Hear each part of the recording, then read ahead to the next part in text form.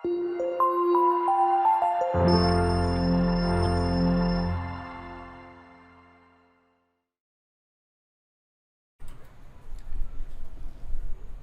meus amigos, tudo bem? Vamos retomar então o estudo da culpabilidade e dentro da culpabilidade nós vamos dar prosseguimento no estudo da imputabilidade. Nós precisamos ver hoje a imputabilidade com relação à emoção e paixão e, por fim, um dos temas mais importantes ligados à imputabilidade, que é a embriaguez. É muito importante.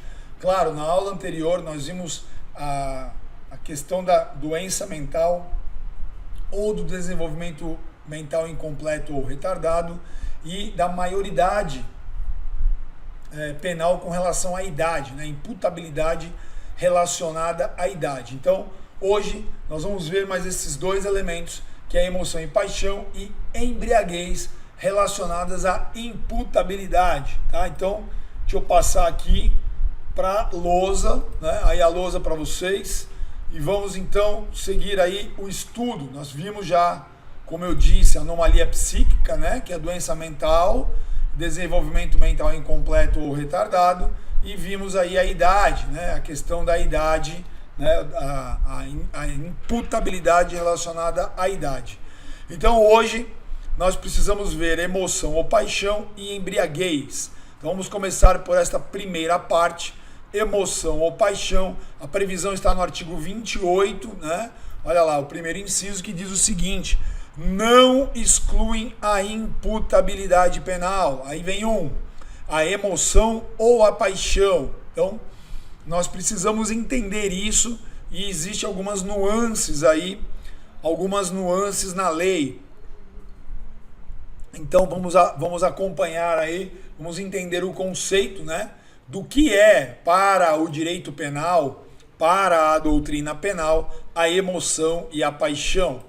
Do ponto de vista da emoção, a emoção é tida, claro, dentro aí da psicologia jurídica, né, como um estado afetivo súbito e passageiro, né? Então, olha só, a emoção tem um sentido agudo, né? É uma alteração anímica aguda, olha lá, uma perturbação transitória do equilíbrio psíquico, como ira, medo, alegria, cólera, ansiedade, prazer erótico, surpresa, vergonha. Então, a emoção está ligada a um sentimento súbito, intenso, né? E é passageiro. Já a paixão está ligada a um sentimento crônico, duradouro, né? É um sentimento, é uma emoção mais intensa, porém ela perdura, né? Ela tem a sua intensidade, mas ela perdura, ela se protrai no tempo. Essa é a ideia da paixão. Ela tem intensidade, mas ela é mais duradoura do que a emoção. Então nós temos aí definido como paixão o amor. Claro, aqui nós não vamos entrar na definição do amor romântico, né? Cada um vai entender de uma maneira, não é esse o nosso objetivo aqui, né? Mas nós temos a inveja, a avareza, o ciúme, a vingança, o ódio, o fanatismo, né? A gente quase não vê hoje isso, né? Pelo planeta, a ambição. Então, são sentimentos que têm uma cronicidade, uma durabilidade maior, tá? Então, a doutrina faz essa divisão entre emoção e paixão, tá? Então, estabelecido aí a previsão e os conceitos, vamos analisar os efeitos, né? Então, como diz aí a lei, o artigo 28, ele diz o seguinte, que a emoção e a paixão não excluem a imputabilidade penal, ou seja, não afasta, peraí, tá faltando aqui um desenho, né? Não excluem a imputabilidade penal, ou seja, não tem a capacidade de excluir esse elemento estrutural da culpabilidade. Só relembrando aí que a imputabilidade é o primeiro pilar da culpabilidade. E nós temos ainda o potencial conhecimento da ilicitude e a exigibilidade de conduta diversa, que ainda não estudamos, tá? Então nós temos aqui, ó, como exceção da emoção e a paixão, né? afastando a imputabilidade, a coação moral irresistível, né? Então, a coação moral irresistível, alguns doutrinadores dizem que ela teria a possibilidade de sim afastar a imputabilidade dentro da ideia de emoção e paixão, que é quando o indivíduo está submetido à vontade de alguém. E o estado patológico, né? Então, quando a gente tem aí esses sentimentos de emoção e paixão num plano patológico, identificado isso por perícia, por um profissional da área, por um psiquiatra, né? Então ele vai identificar o ciúme patológico, por exemplo, que aí entra no estado psiquiátrico mesmo do indivíduo, né? Entra no estado psiquiátrico do indivíduo. Então nós temos essa situação de emoção e paixão, né? De emoção e paixão. O que acontece? Situações patológicas, olha só. Se decorrentes de situações patológicas a paixão e a emoção,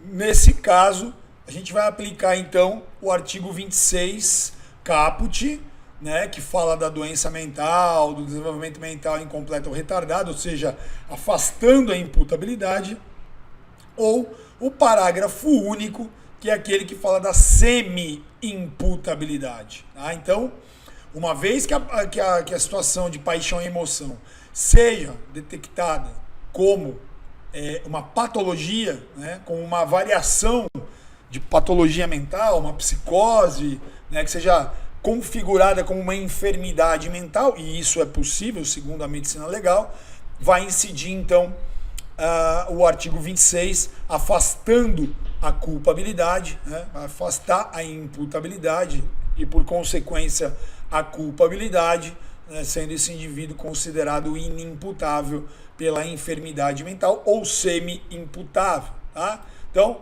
vamos ver aqui, ó, são consideradas, né, as espécies de paixão e emoção, ou sociais ou antissociais. Né?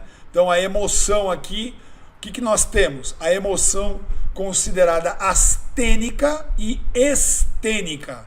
Tá? A astênica são aquelas resultantes, né? São as resultantes daquele que sofre de debilidade orgânica, gerando situação de medo, desespero, pavor. Ou seja, é um sentimento negativo, né? Um sentimento que o indivíduo fica para baixo, né? É um sinal para baixo, né? Então vai como se debilitasse o indivíduo. É medo, desespero, pavor, pânico. Então é a emoção astênica.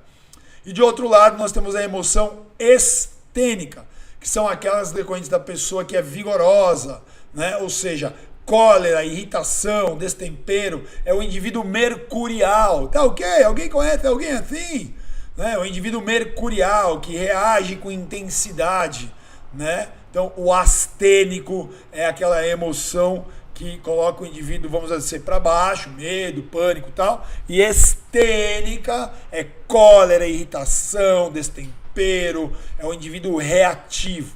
Tá? Então, essas são as formas de classificar aí a emoção. Tá? As formas de classificar a emoção. E olha só o que nós temos no código com relação à emoção e paixão. Aqui nós vamos gastar um tempinho, porque eu quero falar com vocês aqui a respeito disso. Primeira coisa é uma atenuante de pena, né? Ou seja, atenuante é aquele elemento que vai incidir no cálculo da pena, reduzindo a pena. Então, olha lá, são circunstâncias que sempre atenuam a pena ter o agente, aí o C, cometido o crime sob coação a que podia resistir, ou em cumprimento de ordem de autoridade superior, aí vem aqui, ó, o que interessa, ou sob a influência de violenta emoção provocada por ato injusto da vítima. Influência de violenta emoção.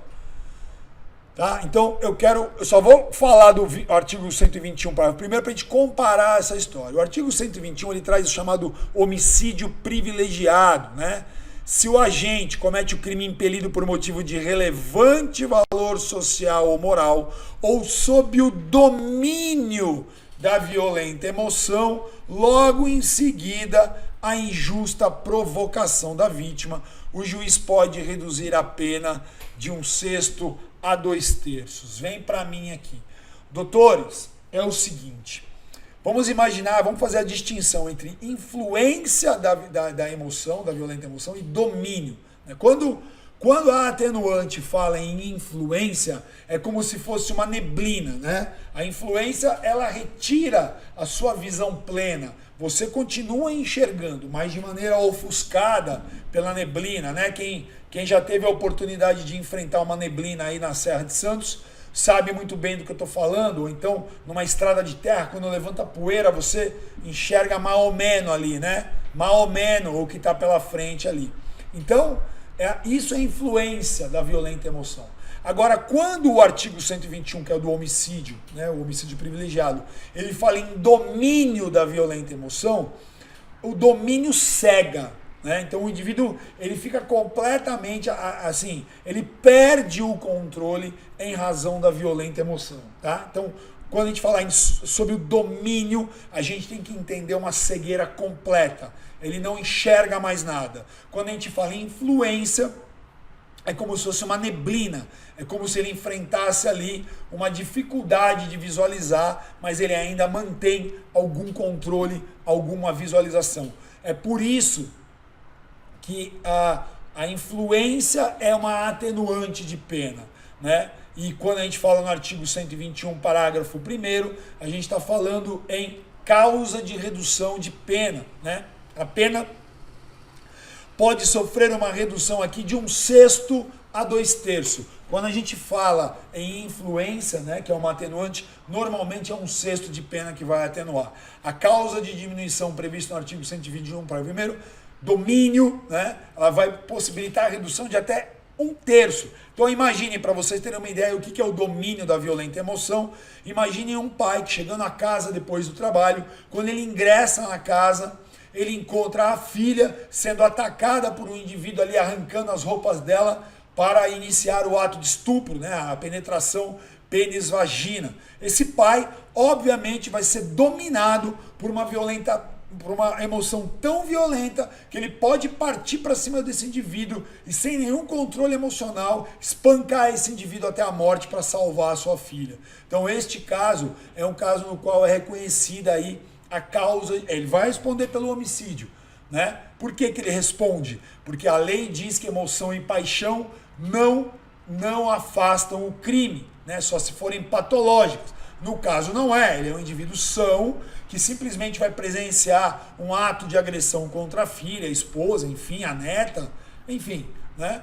A vítima ali, e pelo vínculo afetivo que ele tem, vem uma ira, vem uma emoção tão intensa que ele fica cego, ele está sob domínio daquela emoção violenta e ele pode acabar praticando um homicídio e vai haver uma redução de pena de 1/6 a 1/3, como está dizendo aí o artigo 121, parágrafo 1º. Legal? Então, só voltando a tela inteira aí para vocês, olha só, e aqui por fim, o artigo 121, parágrafo 4º, também fala, ó, se o agente comete o crime impelido por motivo de relevante valor social ou moral, ou sob o domínio da violenta emoção, logo após a justa provocação da vítima, o juiz pode reduzir a pena de 1/6 até 1/3. Então, temos aí a diferença entre influência e domínio.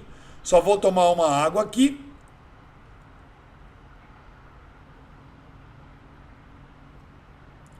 Para nós falarmos aí de homicídio passional, né?